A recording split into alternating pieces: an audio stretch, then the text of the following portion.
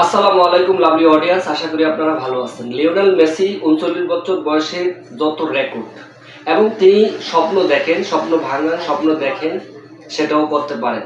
Lionel Messi 2010 থেকে তার সূচনা। লিওনেল মেসি 2010 থেকে সূচনা, 2026-এ এসে তার যত রেকর্ড শুনলেও আপনার দাঁত ভেঙে যাবে। তাকে নিয়ে এক্সপ্লেন করতে গেলেও দাঁত ভেঙে যাবে। সেই লিওনেল মেসি সব কিছু জিততে চলেছেন। আসলে কি সম্ভব? হ্যাঁ, অবশ্যই সম্ভব। প্রিয় দর্শক, আপনারা অবশ্যই অনেক গণমাধ্যম কর্মী থেকে, বিভিন্ন সোর্স থেকে জানতে পেরেছেন লিওনেল মেসি সেটা সম্ভব করতে চলছেন। আশা করি লিওনেল মেসি এই প্রথমবারের মতো গোল্ডেন বুট পাবেন 2026-এ এসে। লিওনেল মেসি টানা তিনবার আর কি গোল্ডেন বল পাবেন। দেন লিওনেল আন্দ্রেস মেসি নবমবারের মতো ব্যালন ডিওর পেতে চলছেন।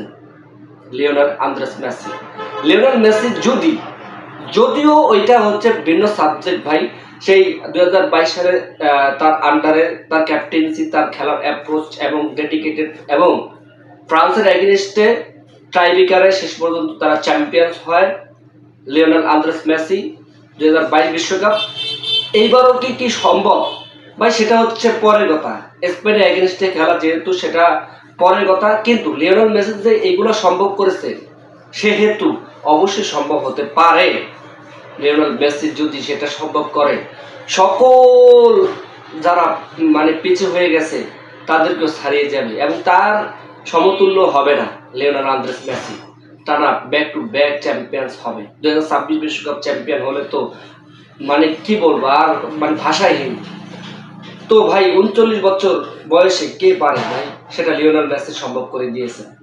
অবশ্যই এই আর্জেন্টাইন, এই রোজারিও শহরের এই ছেলেটা আসলে কতই না ডেডিকেট করছে দলের জন্য, সেটা আমরা ছোট থেকে এই পর্যন্ত দেখে এসেছি।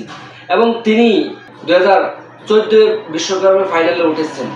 2018 সালে হজবরল এক আর্জেন্টাইন ছিল, সেটা তো আপনারা দেখেছেন রাশিয়া বিশ্বকাপে। দেন 2022 সালে লিওনেল স্কলনি যখন আসছে ক্যাপ্টেন হয়ে, 2022 সালে সবকিছু চেঞ্জ হয়ে গেছে এবং 2022 সালে চ্যাম্পিয়ন্স হয়েছেন।